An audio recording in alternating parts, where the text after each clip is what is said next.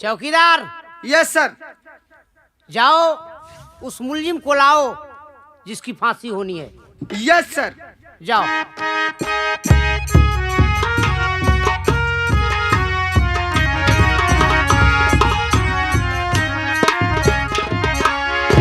Yes sir, मुलजिम आ गया।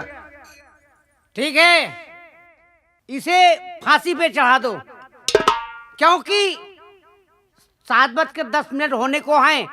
इसे फांसी पे चढ़ाओ। Yes sir. चढ़ाओ।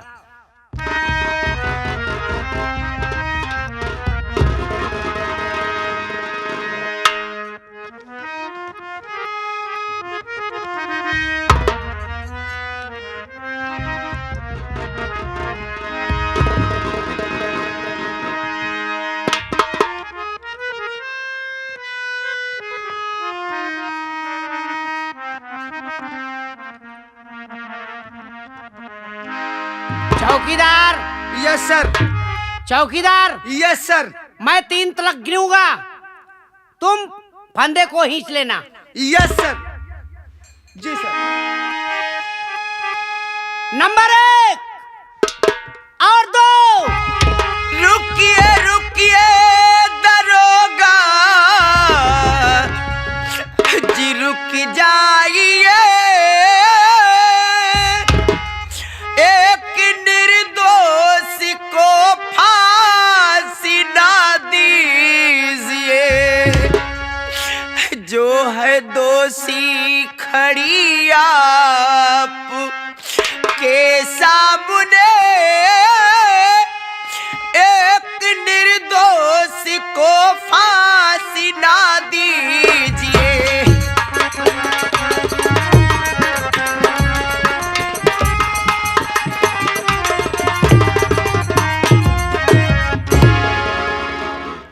साहब, तुम ये क्या कह रही हो? मैं आपसे हाथ जोड़कर विनती करती हूँ, आपके पाँव पड़ती हूँ। तुम कौन हो? ये दखलंदाजी देने के लिए इस वक्त तुम्हें आना था? क्या नाम है तुम्हारा? क्यों आई मेरा हो? नाम कमला रानी है। क्या? जिस खून के इल्जाम में आज मेरे बेटे की फांसी हो रही है, वो कोई और नहीं बल्कि वो भी मेरा बेटा है। तुम्हारा बेटा है? वो मेरी बड़ी बहन का लड़का था, बल्कि उसे मारने वाला कोई और नहीं साहब। उसे मारने वाला कोई और नहीं, बल्कि मैं उसे इन्हीं हाथों से जान से मार डाली। अरे तू क्या कर डाली? तू तो औरत के नाम पर कलंक है। जो माँ होती है उससे बड़ी मौसी माँ होती है, और तू अपने बहन के ही बच्चे को खा गई। लेकिन ये तुम्हारे कहने से मुझे यकीन नहीं होगा। मुझे तो सबूत चाहिए। तुम्हारे पास क्या सबूत है कि तुम सच कह रही हो या कि झूठ बोल रही हो? नहीं साहब, आप मेरी बातों पर विश्वास कीजिए। मैं सच कह रही हूँ कि प्रमोद को मैंने ही मारा है, और मेरा बेटा विनोद निर्दोष है। लेकिन इसी बात को तो रोना है साहब कि मेरे पास कोई सबूत नहीं है। जब तुम्हारे पास कोई सबूत नहीं है तो उधर खड़े हो जाओ, फांसी देखो। नहीं साहब, मेरे बेटे को छोड़ दो साहब। कानून सबूत मांगता है। चौकीदार। Yes sir. इस बुढ़िया साली को लगाओ 2500 हंटर, तब इसकी अक्ल ठिकाने पर आएगी। साहब, आप चाहे मारते मारते मेरी जान ले लीजिए, लेकिन मेरे बेटे को छोड़ दो।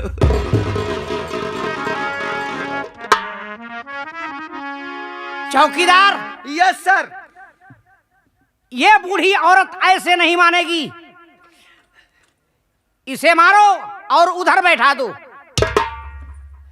अरे बढ़िया, तेरे पास कौन सा सबूत है? किया निर्दोष है, तुम खूनी हो। मैं सच कह रही हूँ साहब, मेरा बेटा निर्दोष है, तुम झूठ बोलती हो।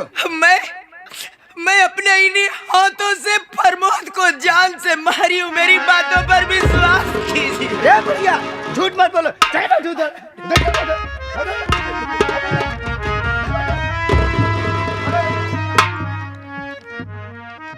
चौकीदार। Yes sir. मैं गिनती गिनने चला हूँ, फांसी के फंदे को खींच लेना। Yes sir. नंबर 1 और 2। रुक जाइए सर। कौन हो तुम? नमस्ते सर। जो इस वक्त डिस्टर्ब करने के लिए यहाँ पर आ गए हो? सर मैं बता रहा हूँ सर, मेरा नाम डॉक्टर केशव प्रसाद है। क्या? आप जिस मुजरिम को फांसी दे रहे हैं और उस मुजरिम को फांसी देने के पहले जिस कत्ल के जुर्म में उसको फांसी की सजा हो रही है, अभी तक कोई इंसान जिंदा है और उसे मैं साथ लेकर के आया। ये तुम क्या कह रहे हो?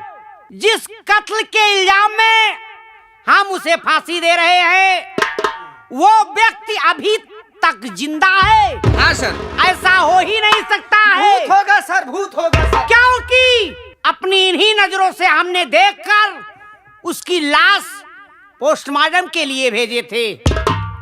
चौकीदार। Yes sir. पोस्टमार्टम लाश ले गए थे। Yes sir. रिपोर्ट में कुछ आया था? Yes sir. तो हमको दिखाया था? Yes sir.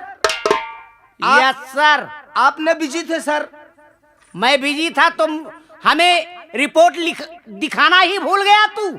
सर मैं दिखा रहा था सर, आप देखा ही नहीं सर। तो ठीक है डॉक्टर साहब। जी सर। मैं आपके बातों पर विश्वास करता हूं, क्योंकि आप एक डॉक्टर हैं। उस पिता परमेश्वर के बाद दूसरा भगवान डॉक्टर ही कहलाता है। लेकिन मैं ये कैसे मान लूं कि वो व्यक्ति अभी तक जिंदा है? डॉक्टर साहब, जब तक तुम हमारे सामने उसे पेश नहीं करोगे, मैं इसकी फांसी नहीं रोकूंगा। साहब मैं एक पेशे से डॉक्टर हूँ और एक इंसानियत के नाते मैं अपनी क्लिनिक पर जा रहा था और क्लिनिक पर जाने के पहले ये देखा रास्ते में एक आदमी पड़ा हुआ था, उसके गले में धारदार हथियार से मारा गया था। मेरे साथ मेरा कंपाउंडर था, वो जिद पर अड़ गया कि सर देखिए हम लोग डॉक्टर हैं, डॉक्टर भगवान का रूप होते हैं, चल करके इस इंसान को देखा जाए। हमने कहा चल भाई अगर तेरी जिद है तो मैं भी चलता हूँ। मैं गया सर, देखने के बाद उसकी सांसें चल रही थी। इंसानियत के नाते मैं उसे अपनी क्लिनिक पर लाया, इलाज किया। इलाज करने के बाद जब वो इतना बताया कि मेरी मौसी माँ ने खुद स्वयं मेरे ऊपर धारदार हथियार से वार किया, तो मैंने उसे कहा कि देख प्रमोद, आज के बाद तू मेरी क्लिनिक पर रहेगा, तू अपने घर मत जा, नहीं तो तेरी मौसी माँ तेरी जान ले लेगी। और प्रमोद मेरे साथ आया है सर, मैं मिलाता हूँ। प्रमोद,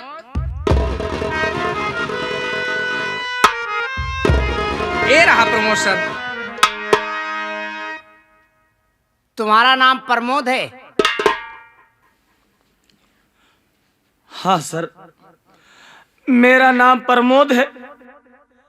और आज जिसकी फांसी हो रही है वो कोई गैर नहीं बल्कि मेरे जिगर का टुकड़ा है साहब, मेरा छोटा भाई है साहब। अरे जिस मर्डर के जुर्म में आज मेरे भाई को सजा मिल रही है, मेरी मौसी माँ ने मुझे जान से मारना चाहा, लेकिन मालिक की ऐसी कृपा और डॉक्टर साहब की बदौलत से आज मैं दुनिया में जिंदा हूँ साहब। आपसे विनती है, आपसे गुजारिश है, अपील है, रिक्वेस्ट है साहब कि मेरे भाई को रिहा कर दीजिए साहब, उसे फांसी न दीजिए। अच्छी बात है,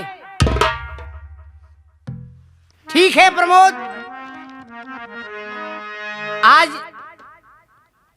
तुम्हारे कहने से मैं तुम्हारे भाई को रिहा करता हूँ, क्योंकि सबूत के तौर पे तुम ही हो। डॉक्टर साहब। जी सर।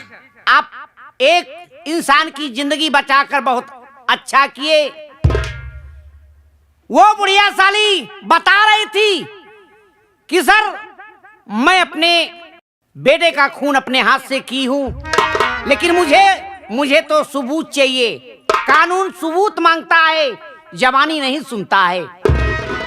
देखिए डॉक्टर साहब, देखिए साहब, मैं एक डॉक्टर हूँ। मुझे अब देर हो रही क्लिनिक पर जाने के लिए। जब भी मेरी कोई आवश्यकता होगी अगर, तो आप मुझे टेलीफोन करके बुला लेना। चलता हूँ सर, नमस्ते। ठीक है, नमस्ते, जाओ। चौकीदार। Yes sir. फांसी के फंदे से उसे नीचे उतारो। जी सर।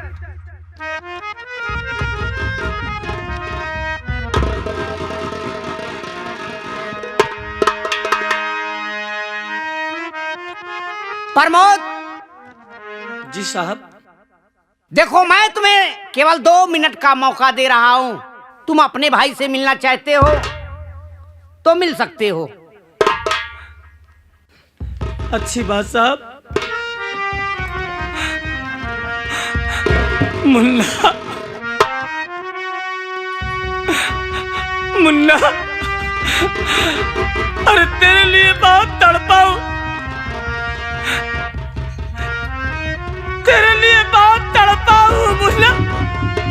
क्या यार आज मेरे सीने से नहीं लगेगा? मुन्ना। भैया, भैया, एक कैसा चमत्कार है भैया। अरे मैं कभी सोच नहीं सकता था कि मेरा भैया कभी मेरे नजरों के सामने फिर से आकर खड़ा हो जाएगा।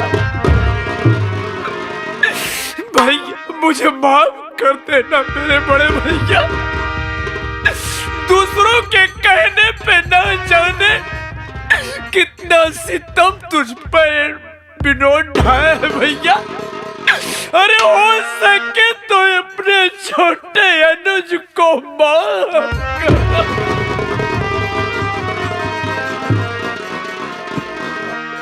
मुन्ना। किया लगा लू गला से आ भैया मेरा,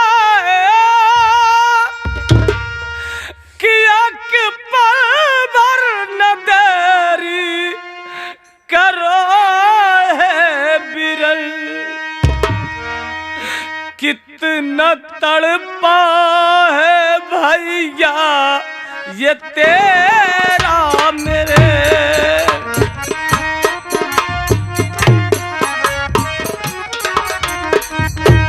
कितना तड़पा है भैया तेरे लिए। एक पल भर न देरी करो है बिरा। मुन्ना लगा लू भैया, भैया, भैया।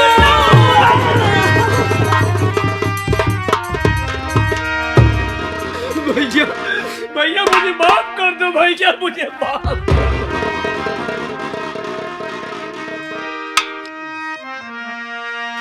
नहीं मुन्ना नहीं, इसमें तेरी कोई गलती नहीं, इसमें कोई तेरा दोष नहीं। ये तो मेरे तकदीर, मेरे मुकद्दर का खेल था। मेरे नसीब में जितना लिखा था उतना ही होना था। वो दुनिया का मालिक, वो दुनिया का विधाता जो भी करता है अपने हक में वो बिल्कुल अच्छा करता है। भैया। हाँ मुन्ना। भैया चलो, चलो घर चला जाए भैया, क्योंकि माँ इंतजार करती होगी। माँ इंतजार नहीं कर रही है तो? अरे माँ तो तेरे लिए बहुत तड़प रही थी। क्या कहा? लाख गुजारिश करने पर माँ की सुनवाई नहीं हुई है। देख माँ आज प्रत्यक्ष माँ। विनोद, विनोद मेरे लाल। क्या क्या अपने बेटे को तू अपने सीने से नहीं लगाएगी माँ? अरे तू तो मेरे जिगर का टुकड़ा है रे। मैं तुझसे एक पल भी दूर नहीं रह सकती। लेकिन प्रमोद बेटा, अरे तू तो मुझे हमेशा अपनी माँ कहता था, हमेशा अपनी माँ कहता था, लेकिन मैं ही तुझे अपना बेटा नहीं बना सकी। मैं जानती हूँ प्रमोद कि तू मुझसे बहुत खफा है, मुझसे नाराज है, तू मुझसे बातें नहीं करना चाहता, लेकिन हो सके तो मुझे माफ कर देना बेटा।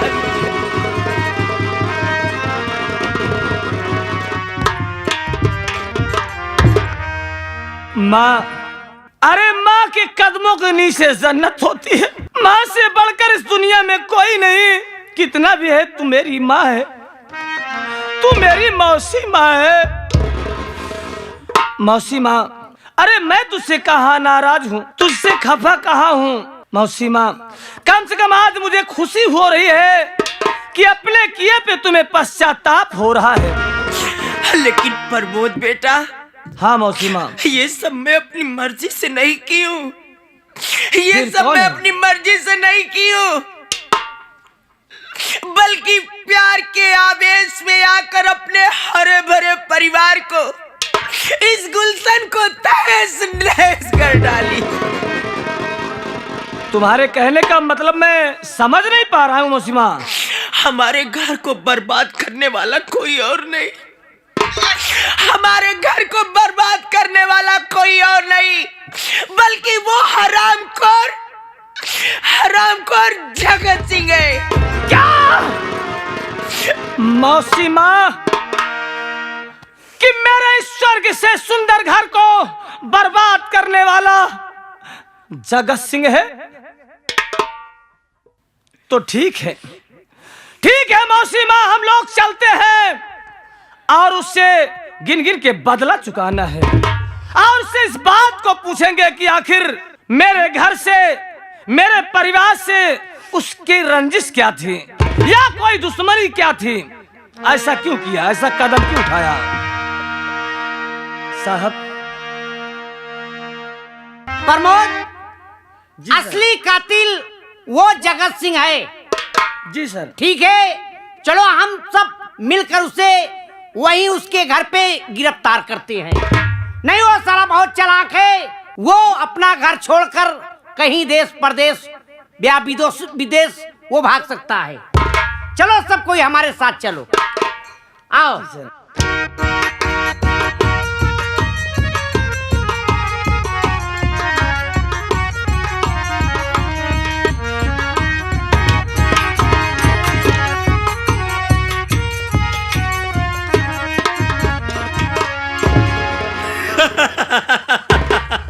कमला की पूरी जमीन जायदाद बेच करके लंदन की तैयारी कर दिया। अब मेरे फ्लाइट का टाइम हो गया है, मैं चलता हूं। पहले फ्लाइट पकड़ के लंदन चलूंगा, उसके बाद अपनी नई दुनिया बसाएंगे।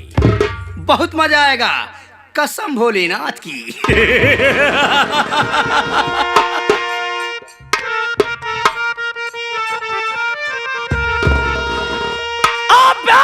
बस खबरदार, पुतला दगा के सुनो, बस खबरदार।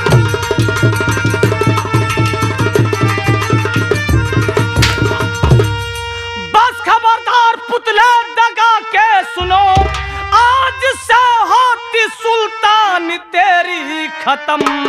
मौत की बदली चारों तरफ छा गई, आज से होती सुल्तान तेरी खत्म।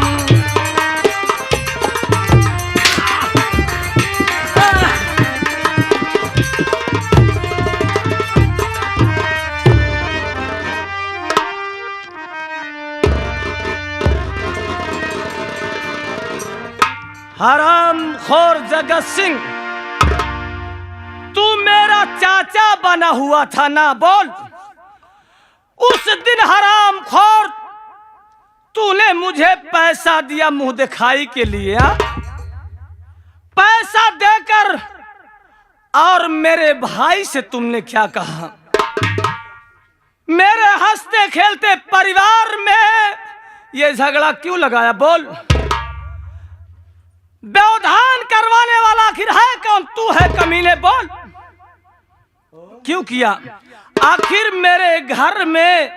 मेरे घर से तेरी दुश्मनी क्या थी? बोल। रंजिश क्या थी?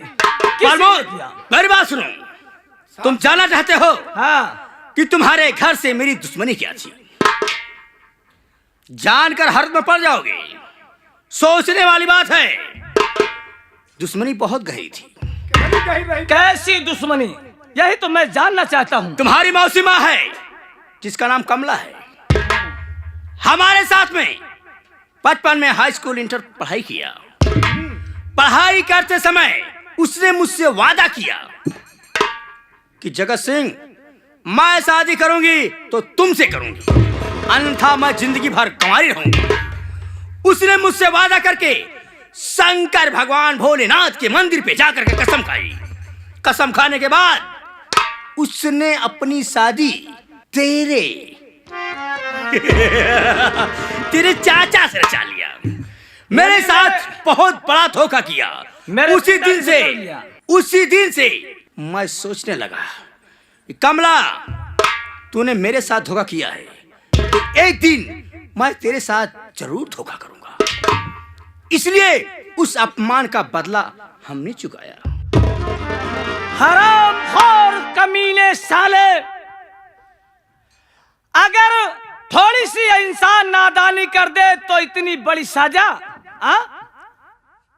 देखो प्रमोद, मेरा स्वर्ग जैसे घर को तूने बर्बाद कर दिया। तेरे दिल को तसल्ली नहीं मिली। आज मैं तुझे तड़पा के मारूंगा। मुन्ना, आज से तड़पा के मारो और कहिए दोबारा ऐसा चाचा कदम न उठाए। जगत सिंह।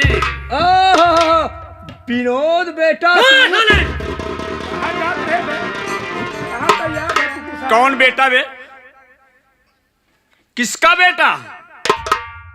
बेटा ऐसा है, जो हुआ सो हुआ, उसे भूल जाओ। मैं तो इसका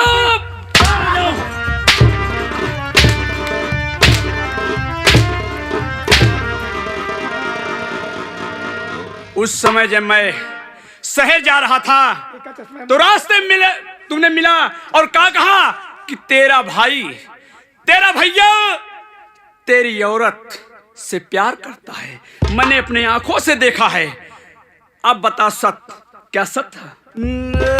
बात ऐसी थी कि मुझसे गलती हो गई। गलती हो गई मेरी।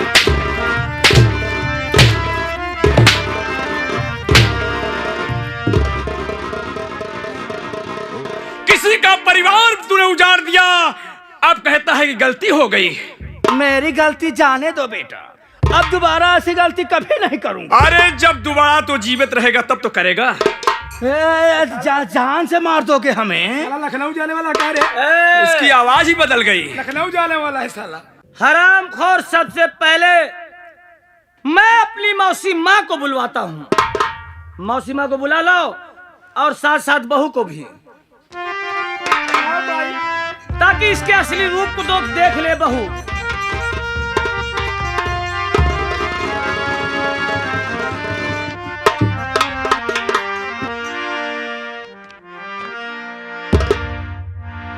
मौसी माँ, यही वो जहरीला नाग है।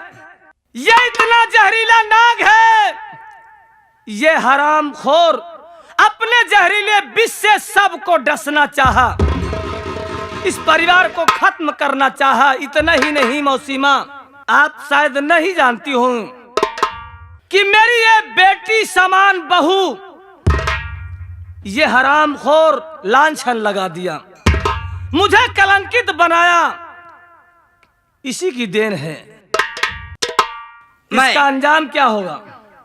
मैं तो कहता हूं प्रमोद, एक बार नहीं 100 बार कह रहा हूं, अगर अब तुम लोग बड़े हो गए हो, कहाँ मानने वाले हो, मैं तो कहता हूं मेरी गलती क्षमा कर दो। अच्छा, ऐसी गलती दोबारा नहीं करूंगा।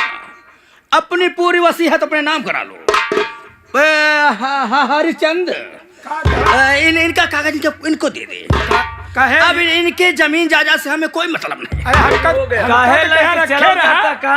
अब ऐसा है, वे मोहब्बत में ऐसा होता है, खुद बोल बे।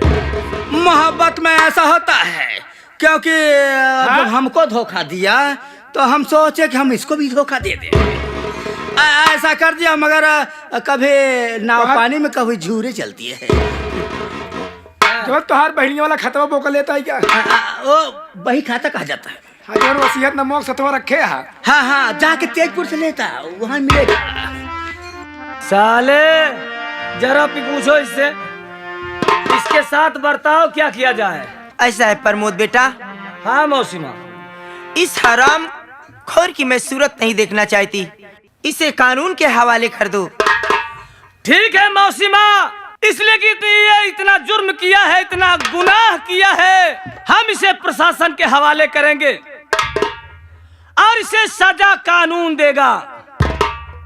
अगर हम इसे छोड़ देंगे, आजाद कर देंगे, तो लोगों के हौसले बढ़ जाएंगे। जो कभी कभी रास्ते भटक जाते हैं, दिशाहीन हो जाते हैं या कुमारक के मार्ग पर पांव रख लेते हैं, इसे बात कर ले चलो, हम प्रशासन के हवाले करते हैं, इसे कानून सजा देगा।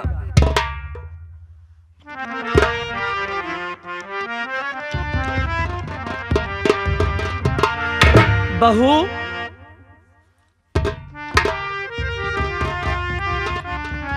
बहू तू तो देवी है, तू तो गंगा की तरह पाक और पवित्र है बहू, तू धन्य है बहू।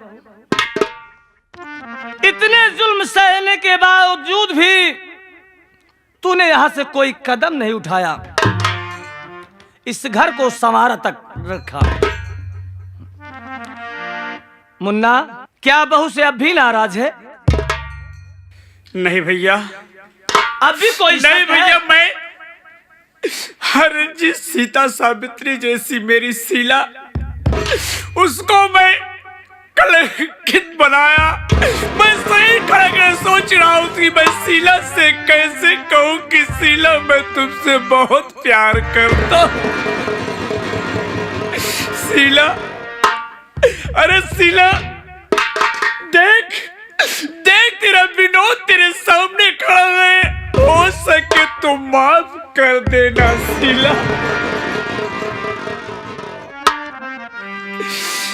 जो मैंने अच्छा और बुरा कहा, इस कमीने के कहने पे मैंने तुझे कहा।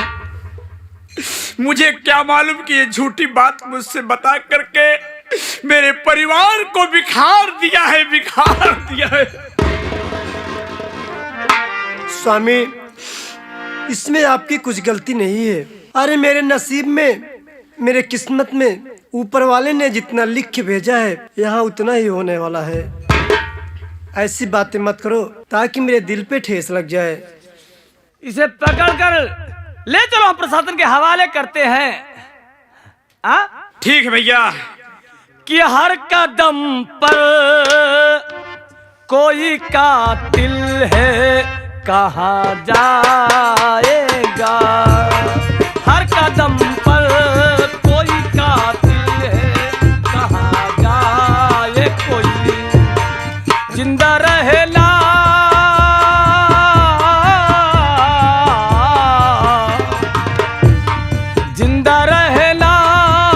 बड़ा मुश्किल है, कहाँ जाए कोई? हर कदम पर कोई कातिल है, कहाँ जाए कोई? हर कदम पर।